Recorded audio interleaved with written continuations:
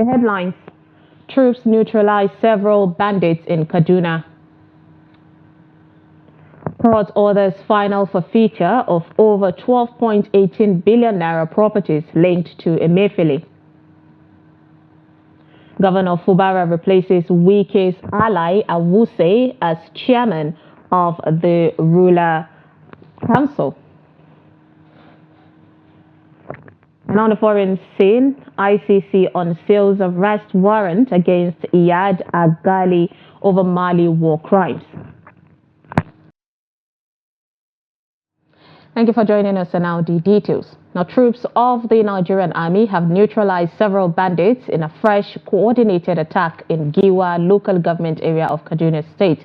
The coordinated ground and air strikes by troops of Operation Well Punch successfully neutralized several bandits, including some of their leaders, at an identified meeting point near Bula community within Yadi Forest in Giwa local government area.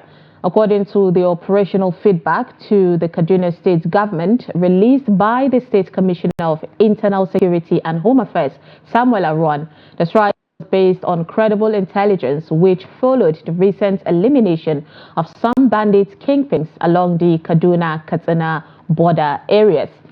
Aron said the intelligence report had earlier revealed that bandits were to converge at the area for a meeting on a deadly mission within the Yadi Forest general area before they were dislodged by troops of Operation Well Punch.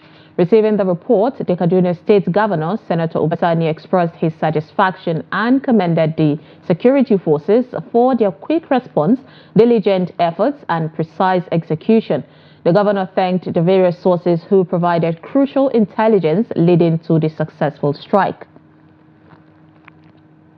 Gunmen have abducted the Madaki of Shabu, Musa Shoaibu in Nasarawa State. The state's police public relations officer, DSP Ramhan Nansal, who confirmed the abduction of the traditional title holder, said Shoaibu was abducted on Thursday evening after observing prayers in a mosque opposite his house in Shabu, a suburb of Lafia, the state capital.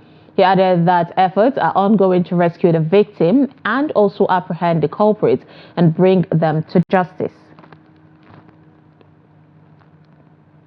The Federal High Court sitting in Lagos on Friday ordered the final forfeiture to the federal government properties valued at over 11.14 billion naira and another 1.4 billion naira linked to the former Central Bank of Nigeria, the CBN governor, Godwin Emefiele.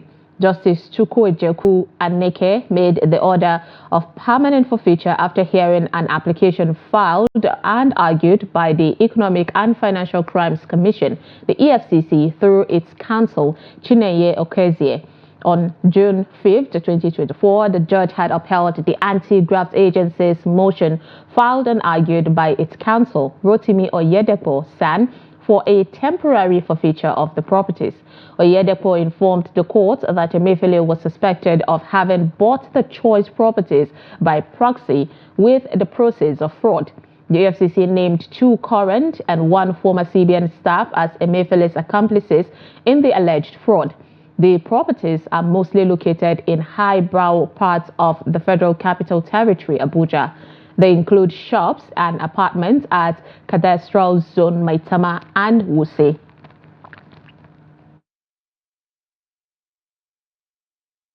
State Governor Siminalayi Fubara has appointed the King of Apara Kingdom in Obio Akpo local government area, Eze Chike Worlu Wodo, to chair the Rivers State Council of Traditional Rulers.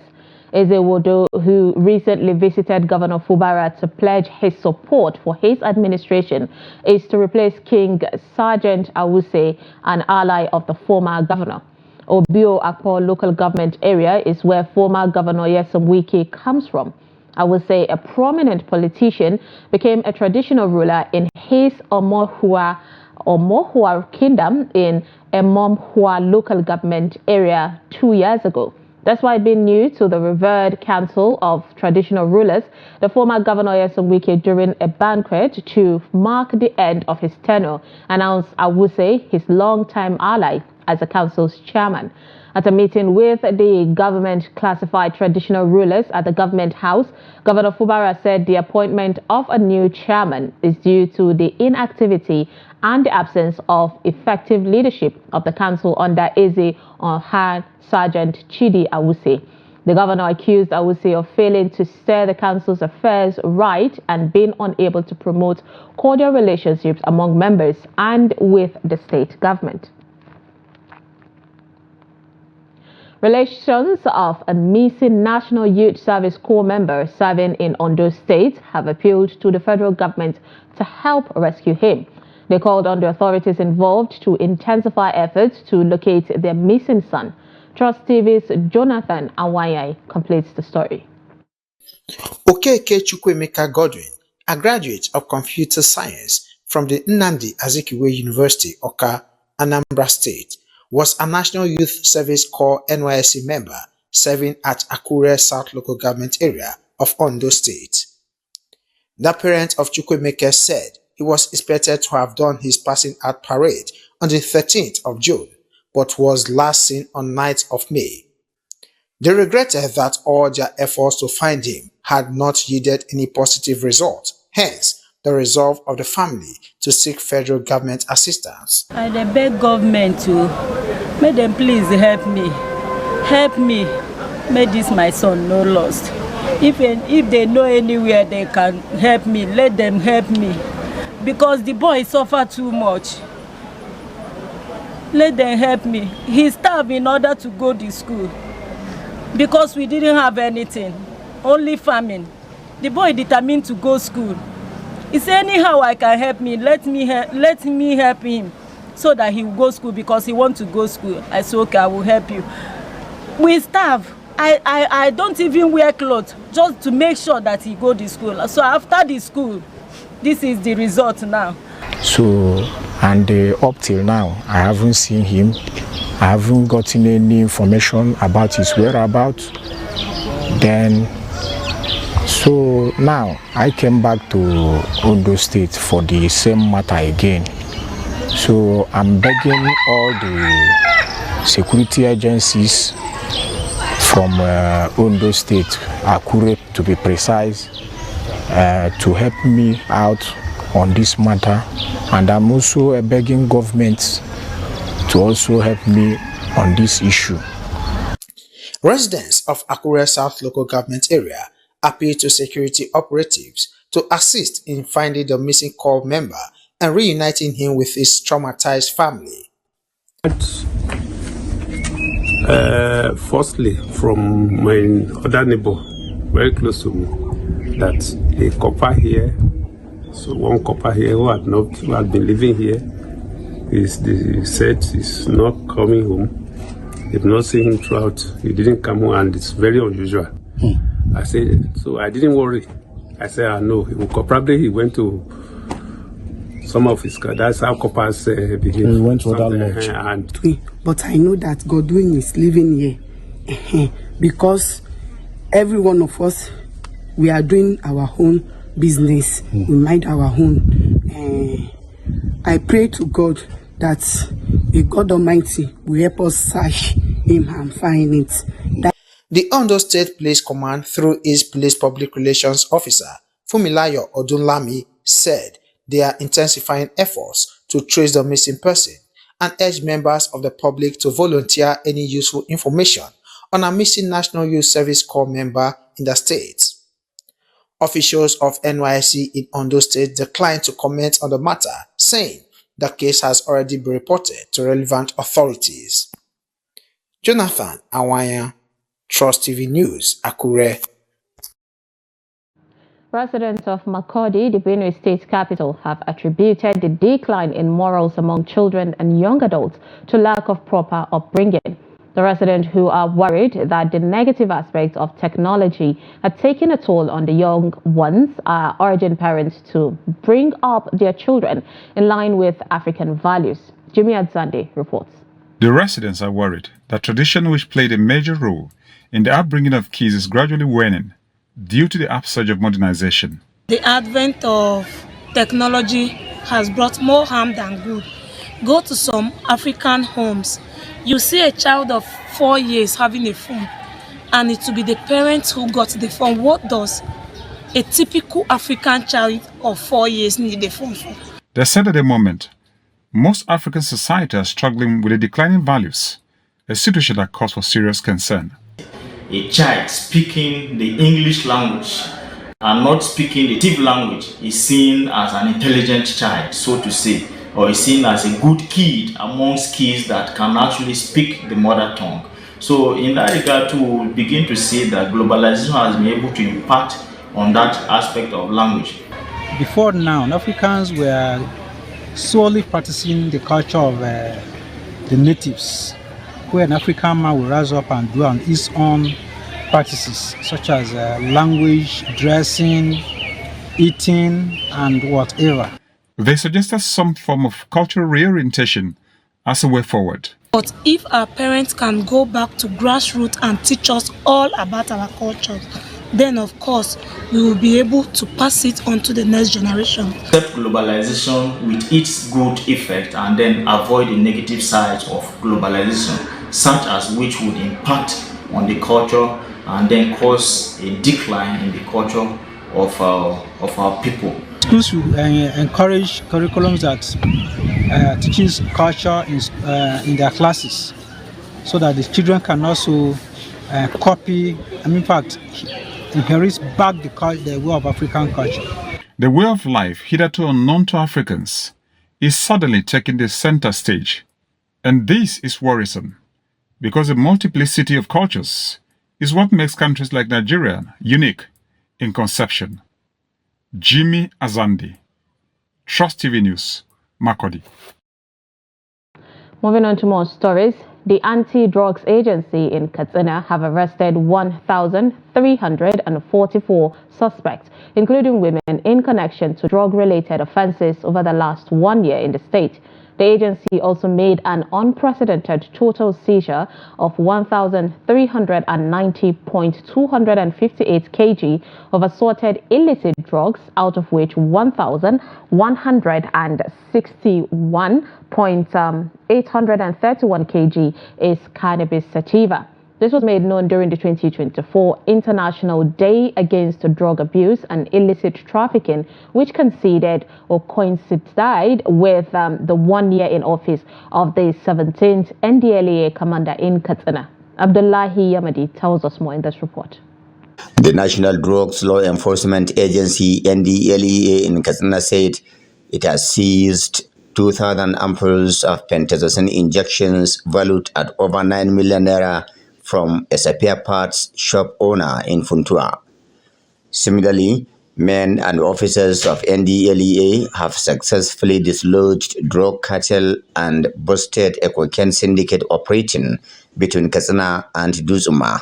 I want to put it on record here that we have made a seizure of drugs at a laundry shop within Kaduna Metropolis, which to all intents and purposes is an unconventional place where drug activity should take place.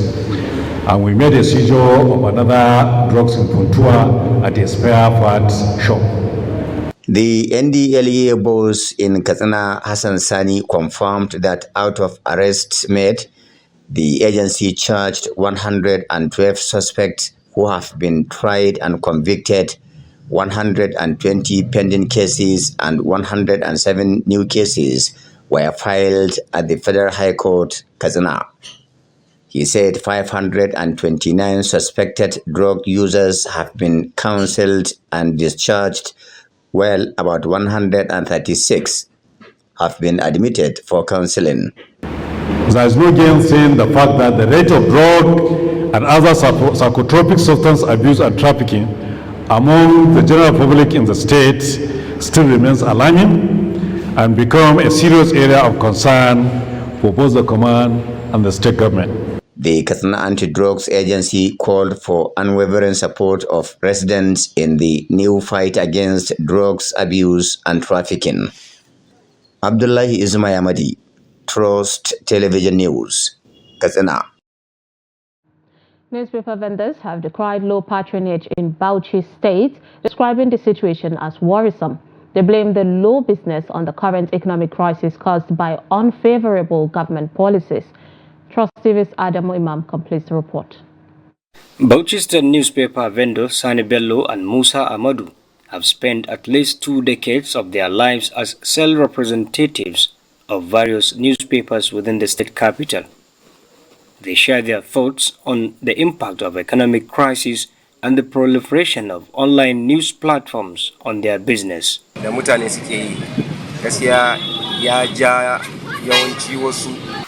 Honestly, it's very clear now. People resort to online news than reading stories through newspaper hard copy. So people don't patronize a news stand like before, and coupled with the high cost of living, which aggravated the situation. By now, you will see people gathered arguing on issues, and they don't wait till end of the month to collect their salary. We see them on daily basis, including those reading headlines only without buying the paper.